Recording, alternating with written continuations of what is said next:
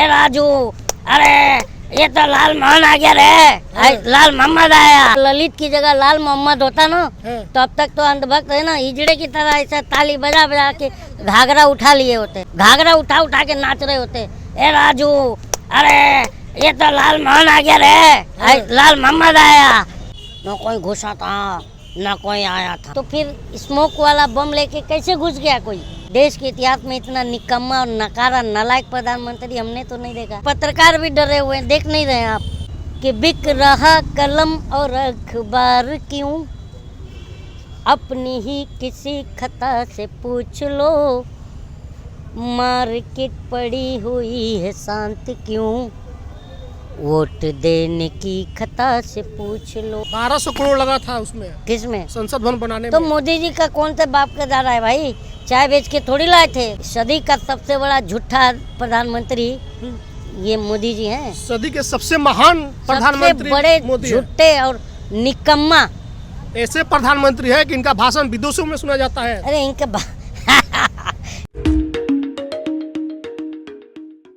1200 करोड़ रुपए लागत लगाकर जिस नए संसद भवन को बनाया गया और दावा किया गया कि इसमें बड़े से बड़े सुरमा नहीं घुस पाएंगे, लेकिन हुआ ऐसा कि मात्र 2 साधारण से लोग घुस गए और अंदर में जो हंगामा हुआ पूरे हिंदुस्तान ने देखा।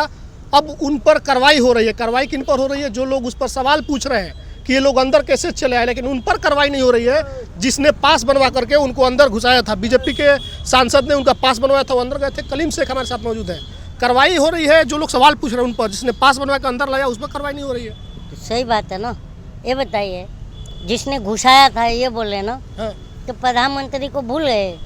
जो टीवी पर आकर जो गलवान घाटी में हमारे जब जवान शहीद हुए थे तो प्रधानमंत्री क्या कहे थे? न कोई घुसा था न कोई आया था, है ना? कोई घुसाता है ना कोई आया था बोले तो नहीं, यूट्यूब पर है, ढूंढ लीजिएगा।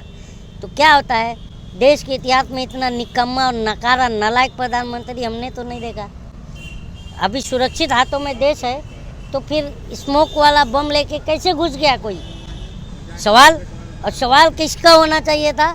जो उनका सांसद जिसके पास पर उन्होंने एंट्री किया था, तो उसको सस्पेंड करना चाहिए कि विपक्ष का नेता सवाल कर रहा है कि ये लोग कैसे घुसा, उसको सस्पेंड होना चाहिए। विपक्ष के 15 सांसदों को निलंबित कर दिया गया। तो वही है ना।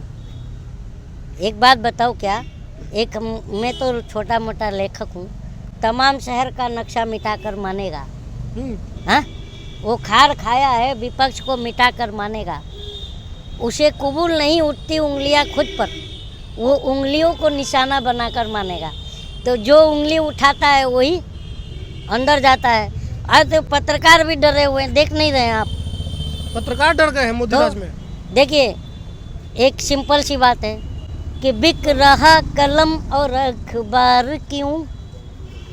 अपनी ही किसी खता से पूछ लो, मार्केट पड़ी हुई है शांत क्यों? वोट देने की खता से पूछ लो। तो सिंपल सी बात है कि एक गलत वोट का परिणाम क्या होता है देख लो।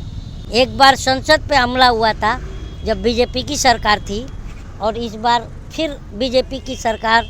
तो बीजेपी की सरकार में देश सुरक्षित नहीं, ये मानता हूँ, क्योंकि ये लोग तो आतंकवादी कंधार छोड़ कर आए थे अपने जीजा की तरह, जैसे दामाद लेके जा रहे हैं। ये कंधार छोड़े आए थे? नहीं छोड़े थे, यशवंत सिन्हा गए नहीं थे लेके। बताइए, पत्रकार हो ना, 1200 करोड़ याद रखना चाहिए सब। 1200 करोड़ लगा था उसमें, किसमें? संसद भवन बनाने तो में। मोदी जी का कौन से बाप का दादा है भाई? चाय बेच के थोड़ी लाए थे, तो हमारा जनता का पैसा है ना। हाँ, तो 1200 करोड़ क्या 12,000 करोड़ लगाएंगे, मालूम है ना? वो तो ऐसे जैसे 20,000 करोड़ 50,000 करोड़, ये बिहार में भूल गए। भैया 80 करोड़ करूँ कि 60 करोड़ करूँ कि 50 करोड़ करूँ? 60 करोड़ लो, 125 करोड़ कर दिया। वो पैकेज मिला क्या बिहार को?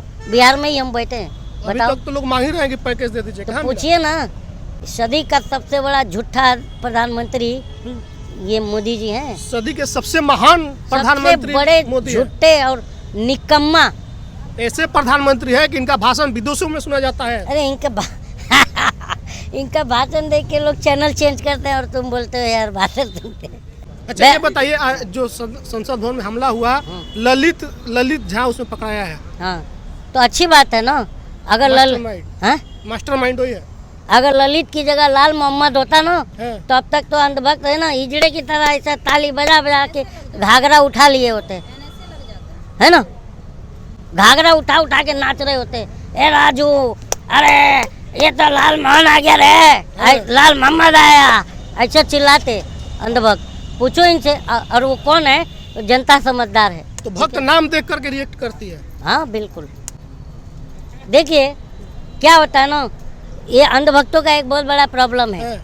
हम विधवा हो जाए तो चलेगा, अच्छा। लेकिन पड़ोसन भी विधवा होना चाहिए, तब चलेगा। चलिए बहुत शुक्रिया बात करने के लिए। कलीम शेख जी थे हमारे साथ, लंबा समय करिए हमने। बहुत बहुत शुक्रिया। जो लोग वीडियो देख रहे हैं प्रतिक्रिया कमेंट बॉक्स में लिखिएगा। धन्यवाद।